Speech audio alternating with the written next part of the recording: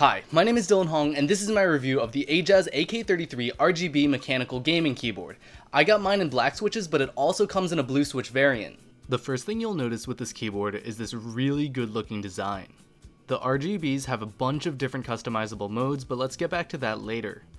The build quality is pretty good, it's about what you'd expect for under $60.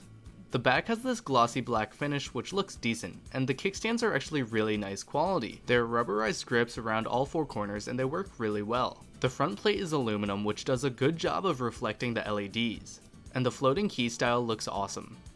This keyboard uses a detachable USB cord. This can actually make setup and storage a little bit easier. The cord is on the shorter end though at 5 feet.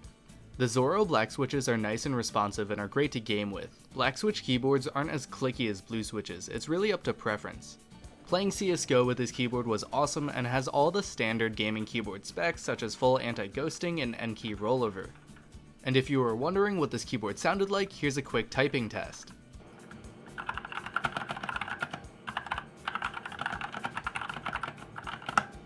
It's also worth noting that the keycaps are made out of ABS plastic and they're actually pretty nice. They're not as thick as they could be, but for the price, they're pretty good. There are two more things that I need to address about this keyboard. First is the lighting settings.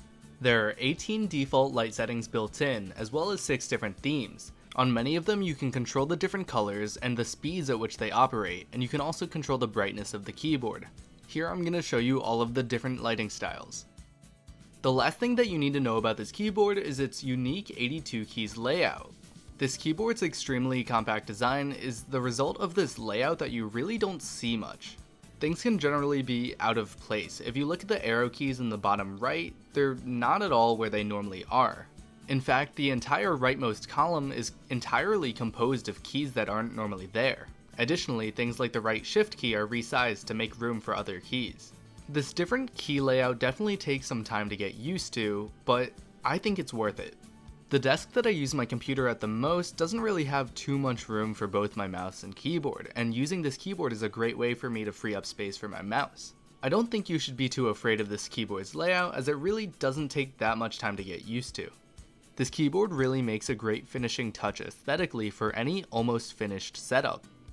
For under $60, you're getting an extremely good looking keyboard, and while it doesn't have Cherry MX black switches, the switches are Zorro and they're pretty good. They're not the same exact level of quality, but they're very comparable. With the very attractive price and the high quality and compact design, I would really recommend this keyboard. I've got to give a huge shout out to Ajazz for making this review possible. My name is Dylan Hong, this has been Dylan Hong Tech. Like and subscribe for some more tech goodness, and thanks for watching.